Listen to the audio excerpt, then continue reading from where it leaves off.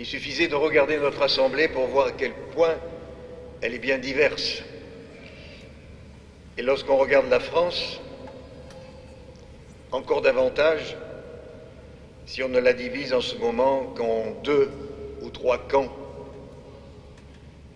Quant à notre monde, n'en parlons pas. Nous sommes tous bien différents, même si nous sommes taillés dans le même bois, pétris de la même pâte, de la même glaise, du même Adama, pour reprendre le mot hébreu Adam, le terreux, le glaiseux, tel que nous l'avons entendu dans la première lecture. Alors il y a ceux qui naissent dans la misère, et ceux qui naissent avec une cuillère d'argent dans la bouche. Il y a ceux qui naissent lourdement handicapés, et ceux qui naissent éclatants de santé. Il y a nous tous, qui sommes nés marqués par le péché originel, et il y en a une d'entre nous qui est née sans péché. C'est la Vierge Marie, l'Immaculée Conception, que nous fêtons ce soir. À l'autre bout du spectre de la vie, il y a ceux qui meurent dans leur sommeil à un âge avancé, comme le père Catlan, 95 ans, qui vient de nous quitter et pour lequel nous avons une pensée affectueuse. Il y a ceux qui meurent dans la fleur de l'âge sous les balles des Kalachnikovs, comme au Bataclan. Il y a ceux qui meurent sans aucune souffrance et ceux qui meurent dans d'atroces tortures. Il y a nous tous, dont le corps sera déposé au cimetière dans l'attente de la résurrection, mais il y en a une d'entre nous, qui est déjà élevée dans la gloire avec son corps, c'est la Vierge Marie, dont nous célébrons l'Assomption le 15 août. Quelle différence de traitement entre nous en cette vie, même si Dieu souhaite que nous soyons saints, immaculés devant lui dans l'amour. L'inégalité est notre lot. Notre devoir est de tout faire pour rester égaux en droit. Notre devoir est de tout faire pour réduire les inégalités criantes. Mais nous ne l'aurons pas, malgré tous nos efforts, nous naîtrons inégaux, nous vivrons inégaux et nous mourrons inégaux. Alors, Dieu serait-il injuste avec nous? À l'école, au sein d'une famille, il y a souvent un préféré, ou quelqu'un perçu comme tel par les autres. Vous savez, celui qu'on appelle le chouchou. Dieu aurait-il des chouchous? Et la Vierge Marie ne serait-elle pas la chouchoute des chouchous?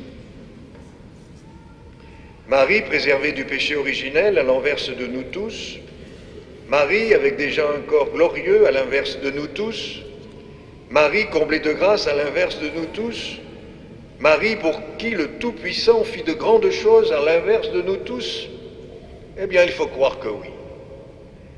Que Dieu a ses chouchous, avec Marie en tête de liste, avec Marie choisie entre toutes les femmes, avec Marie, l'heureuse élue. Je cite le Concile Vatican II. Rachetée de façon éminente en considération des mérites de son Fils, unie à lui par un lien étroit et indissoluble, la Vierge Marie reçoit cette immense charge et dignité d'être la mère du Fils de Dieu. Elle est par conséquent la fille de prédilection du Père et le sanctuaire du Saint-Esprit. Par le don de cette grâce suprême, elle dépasse de loin toutes les autres créatures dans le ciel et sur la terre. Fin de citation. La Vierge Marie est la fille de prédilection du Père, comme la petite dernière d'une famille nombreuse qui serait la préférée de son papa chéri. Imaginons une litanie. Marie, reine des apôtres, priez pour nous. Marie, reine des vierges, priez pour nous. Marie, reine des chouchous, priez pour nous.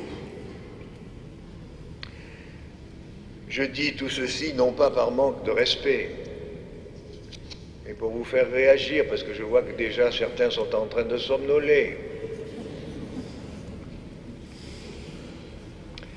Normalement, vous devriez vous dire que quelque chose ne va pas dans ma présentation. Et si vous vous en apercevez, c'est bien. C'est que votre foi reste vive. Car vous avez raison, il y a un mais. C'est vrai que Marie est la préférée de toutes les créatures. Mais comme le dit le Concile, c'est pour elle une dignité et une immense charge. Une immense charge. Les privilèges de Marie ne sont qu'un versant. L'autre versant concerne les responsabilités qui en découlent. Alors n'imaginons pas Marie comme une privilégiée de Dieu vivant une vie belle et tranquille. Elle a dit oui à l'Annonciation. Elle a élevé son enfant et l'a cherché avec angoisse lorsqu'il était resté au temple. Elle a avancé dans la foi durant le ministère public de son Fils. Au pied de la croix, elle a donné au Père le consentement de son amour. Elle a soutenu les apôtres de ses prières dans l'attente de l'Esprit Saint. Alors, Marie a beau avoir beaucoup reçu de Dieu, elle a choisi et elle a voulu rester tout le temps dans l'obéissance à Dieu et à son écoute. Sa liberté et sa responsabilité sont restées entières. Oui, sa liberté et sa responsabilité sont restées entières. Nous avons tous reçu des talents différents et en nombre différents, 1, 3, 5, 10. À nous de choisir de les enterrer ou de les faire fructifier, et Marie les a fait fructifier. Alors, Dieu ne commet aucune injustice à notre égard, et il n'en a commis aucune en privilégiant Marie. Il lui a confié 1000 talents, elle lui a rendu combien? Une infinité peut-être. Vous savez que les enfants ont un sens inné de la justice. À l'école, ils admettent parfaitement qu'un enseignant apprécie un bon élève. En revanche, ils détestent les préférences non justifiées. Ils font parfaitement la différence. Ils traitent alors l'élève privilégié de chouchou. Ils le détestent et le jalousent à la fois. Rien de tel avec Marie. Qui la déteste ou l'envie ici parmi nous? Pour ma part, je n'envie pas ni ne déteste Marie d'être l'Immaculée Conception, car je sais que c'est pour mon bien, pour mon salut et pour la venue du Fils de Dieu qu'elle est l'Immaculée Conception. Je ne la déteste pas car je sais qu'elle est restée humble malgré ses privilèges. Je l'aime, Marie, car je sais que ce qu'elle continue de recevoir de Dieu, elle le redistribue. Je la sens proche de moi, car malgré qu'elle soit sans péché, je sais qu'elle aime les pécheurs. Elle a même créé un refuge pour eux à Notre-Dame-du-Lot.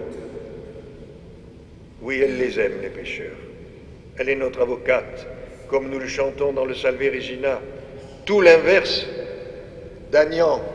Vous connaissez Agnan? Ils ne connaissent pas Agnan. Vous n'avez pas lu le Petit Nicolas, alors? Ah oui, quelques têtes. Je vois quelques têtes qui bougent. Agnan est le chouchou de la maîtresse dans le Petit Nicolas, qui ne manque pas une occasion de dénoncer à sa maîtresse les méfaits de ses petits camarades, au lieu de prendre leur défense. Il peut nous arriver de nous reconnaître dans le petit Agnan.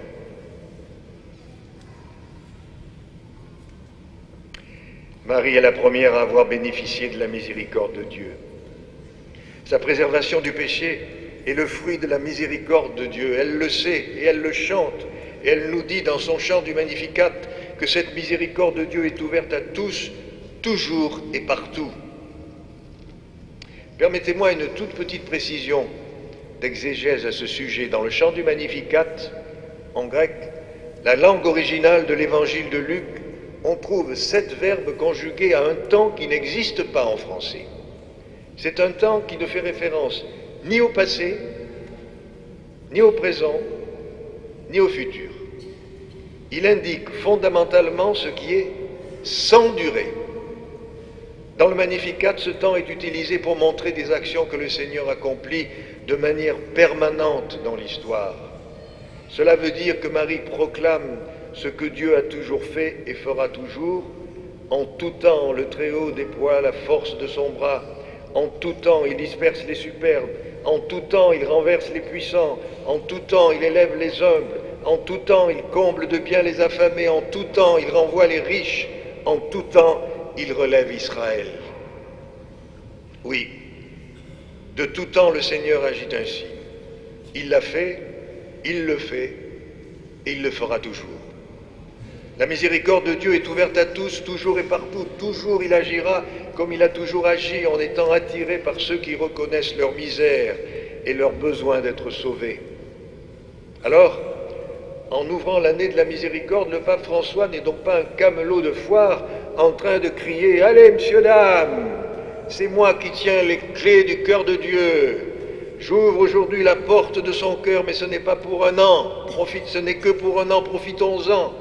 Après, crac, crac, je ferme toutes les portes à double tour, je remballe tout, vous n'y aurez plus droit. » Non, le pape n'est pas un camelot de foire en train de nous fourguer de la miséricorde à bon marché, et juste pour quelques mois. Il n'en demeure pas moins que cette année va être un temps privilégié pour la vivre, un moyen privilégié pour prendre conscience de l'infinie miséricorde de Dieu à notre égard et pour la pratiquer à l'égard des autres. Pour la pratiquer à l'égard des autres. De même, comme dans la semaine, nous avons besoin d'un jour tel que le dimanche pour récapituler la semaine passée et nous renouveler en vue de mieux vivre la semaine à venir, nous avons besoin d'une sainte telle que Marie, besoin de ce temps privilégié de l'année sainte pour nous ressourcer en vue de repartir renouvelés dans la vie. Sainte Mère du Rédempteur, porte du ciel toujours ouverte, étoile de la mer, viens au secours du peuple qui tombe et qui cherche à se relever. Tu as enfanté, ô merveille, celui qui t'a créé, et tu demeures toujours vierge. Accueille le salut de l'ange Gabriel et prends pitié de nous pécheurs. C'est la prière traditionnelle à Marie, chantée pendant l'Avent.